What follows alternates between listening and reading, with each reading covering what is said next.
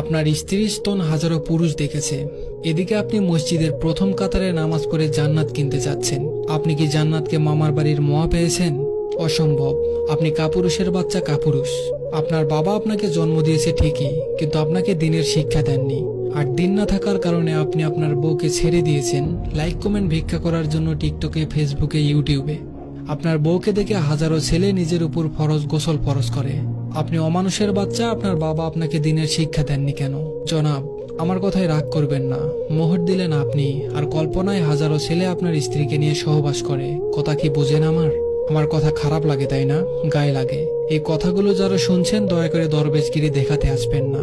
ভালো না লাগলে সোজা আমাকে ব্লক করে দিয়ে চলে যাবেন। আর তা না হলে আমার বিরুদ্ধে গিয়ে পোস্ট করবেন, কথা বলবেন, যা ইচ্ছে তাই করবেন, আমার কিছু যায় আসে না। কিন্তু দরবেশগিরি দেখিয়ে আমাকে ভদ্রতার আওয়াজ শোনাতে আসবেন না।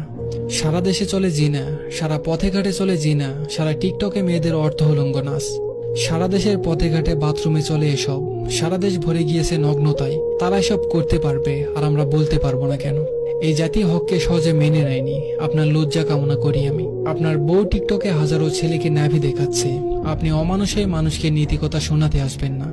রাসূল সাল্লাল্লাহু আলাইহি সাল্লাম বলেছেন, ওই নারী জিনা না করেও জিনাকারীর সমান, যে নারী গায়ে সুগন্ধি লাগিয়ে বের হয় পরপুরুষকে তার দিকে আকৃষ্ট করার জন্য। এবার বলুন, আপনার স্ত্রীর অবস্থা কি? আপনার স্ত্রী বুকের ফিতা পর্যন্ত হাজার ছেলেকে দেখায়। আপনার স্ত্রীর কি হবে বলুন? কাপুরুষ আপনি। মোহর দিলেন 5 লক্ষ 10 লক্ষ টাকা আপনি, ভোগ করে হাজারো পুরুষ। লজ্জা লাগে না? যদি আমার এই কথাগুলো শুনে থাকেন, আমি আপনার লজ্জা কামনা করছি।